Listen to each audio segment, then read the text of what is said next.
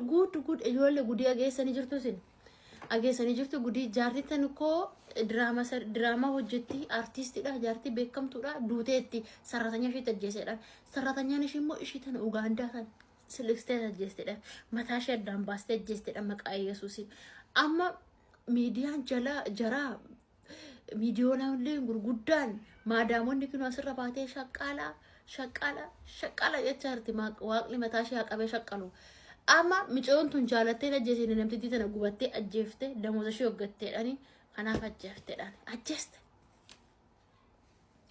danda'a ka ijoollee koo amma ka sababa nama tokkotti xannaqe tokko hunda ajjeesa jedhani sababa amma kadhaa sarratanyaa tana sarratanyaan hunduu nama ajjeesaa sarratanyaan hunduu nama qalaamma isaan biratti danda'a ka jaartii duutes nabsee ishee amaaru akka hojii isheetti nabsee amaaru gidiramtuun tun mana abbaa isheetiif damooza ishee kennuuf didde ishiin baga duute haadharaa'u አንዲት ማዳም አሰሪ ማለት ነው የቤት ሰራተኛዋን በዘነዘና አናቷ ብላ ገላት አመለጠች።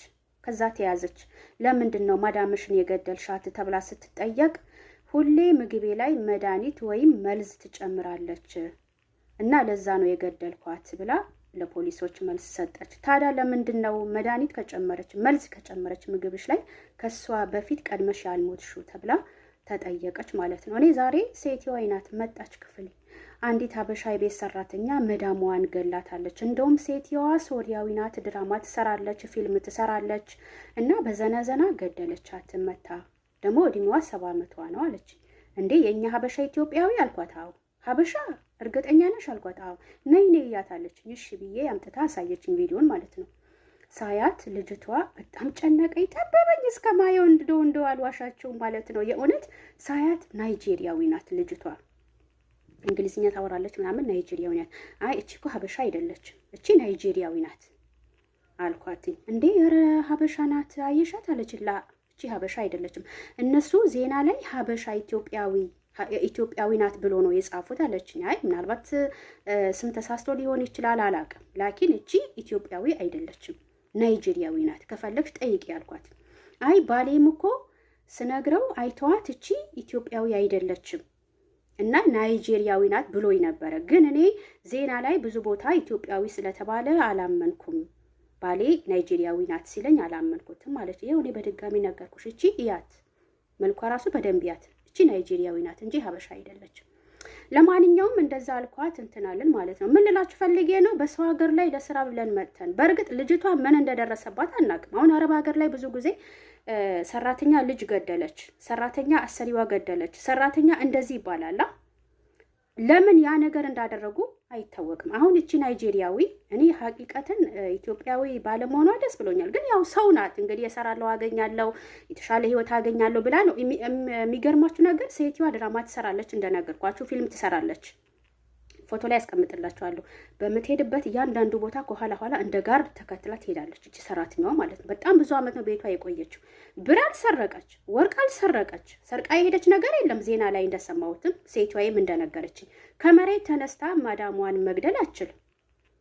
አላህ ነው የሚያውቀው፣ አላውቅም። ያው በእርግጥ አንዳንዴ ሴጣንም ጂኒ ሸይጣን ምናምን በጣም ከባድ ነው፣ ሊያሳስት ይችላል። ግን የሆነ ሌባ አይደለችም፣ የሆነ ነገር ሰርቃ አልወጣች፣ ምን አላለችም። አብራ ቪዲዮ ትሰራለች ከነሱ ጋር። ከመሬት ተነስታ መዳሟን ለዛውም የ70 ዓመት ሴት ገላ ልታመልጥ አትችልም።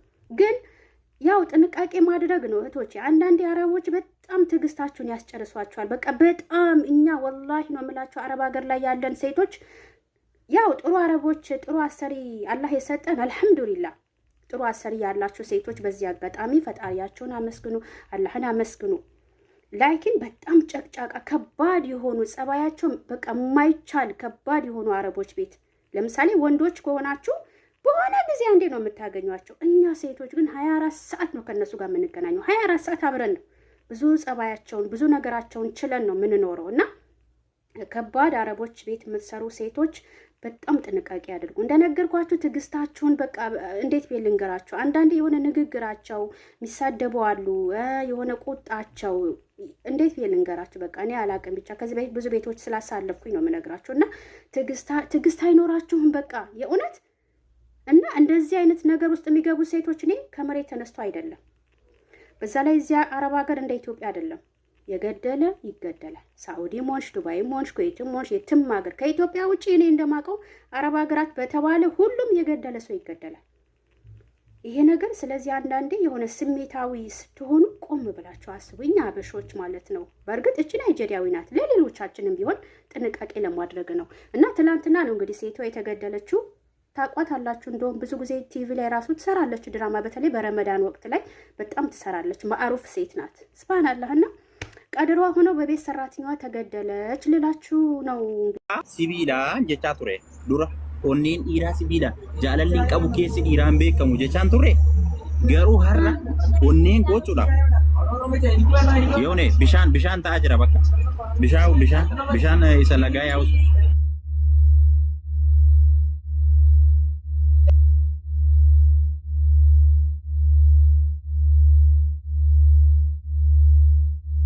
jiru jaalallee kootii miti jettee mini ree uummanni anis kanan beeku isa orreen digaa isaaniif waadan erga sana hojjanaa isaan jirru ማለት anuu sapiraayisii addaa tokkoon ta'e waan ta'eef kasaa booda hojjanaa isaa hin beeku orreen laayif irratti bicha warra arginaa irraa turre jechuudha.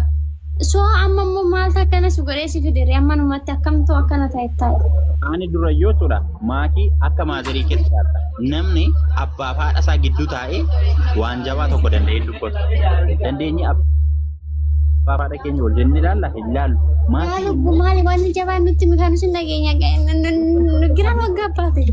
Maal jedheeni ani kun an jaaladhe jechuun yeroo sun jechuudha waan ta'e wayii natti dhagaame miira wayii nan sodaadhe rabbi nan sodaadhe dhugaa. So Tima daga yang masih tini ma. Tahu dosa mana dia ni video orang video sini. Karena nambah pasti bakal. Aman daga situ ni ma. Amili nak korfina kasih.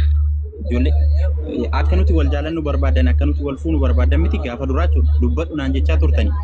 So aramo korfina kanu jajjabeessaa miira jajjabinaa naa ta'a. Bakka. Tahu yang mana tu?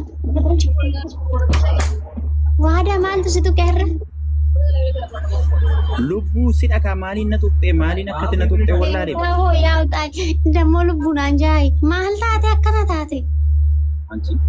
Lubbu nanjai. Ati ko je. Oh mahal taate. Ande engedde diina dabe haramo lubbu nanjai guys. Mahal je chulo. Istiqo amane. Goota jaalalaa dhabe. Amman si bare bakka. Namoonni har'a hiriyoonni koo dhufanii taa'anii qaamaan naasofsiisan. Wanni kun dhugaadhaa waadaa naan jedhan. Nama 5-4 kan ta'an jechuudha. Amma nama sheer gochuun hin danda'u dhugaatii ba'uu danda'u dhufanii. Dhugaadhaan jedheen. Nani madde bakka.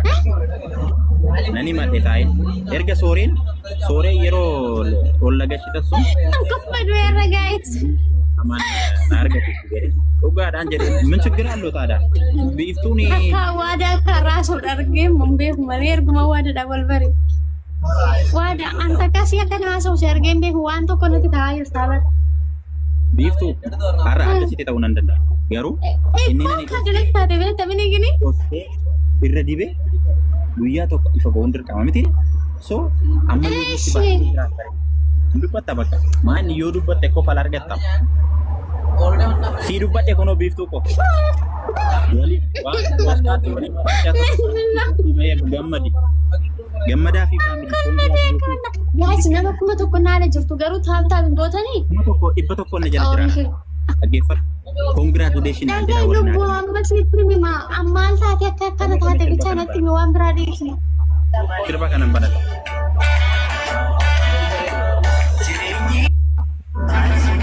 Wadah, komen tu ada gefar suruh cuci. Getan, lah. Komenti, betam itu salah. Agar komenti nada. Wadah, enggada mana makit itu betam itu morali bifu cabsi tewan teefu asit todon teem maki berarti akal ugaf sobat teemi. Ani aku boleh sakoti betam itu setari gini akasih hingga ramuan teefu. Lubu malik karena kita berapa dia bereside ho bicara era ada komenti je. Maki jechun nama jabtu sigele xiitii Oromoo kan taate saayikoo nama osoo namni hin dubbatiin dursitee waaxiin tattu. Ishiin nana manne deengaddayyoo jechuudha. Ani koo kabboleettii kootti ilaalaa maakii yeroon siin jedhe hin hubanne ishiin ammayyuu nana manne hin sobdaa jaallattee tanaan jette jechuudha. Akkam jedheen dubbadhare garuu ishiin deengaddayyoo yeroon akkasitti dubbadhe nana manne garuu har'ammoo kun waa dhageeffattu sagaleen koo waraabbameera bira hin ga'a waan ta'eef haa erganiif yoo barbaadan jechuudha. Wayne. Jaanisha. Hi. እንዴት ነሽ? አለሁ ደህና። እንዴት ናችሁ? ሃይ ወንድምልኝ። አለን። ምን ሆነህ ነው? ደነገጠ ልጁ። ታውቃት። እሺ ጃኒ እንዴት ነሽ?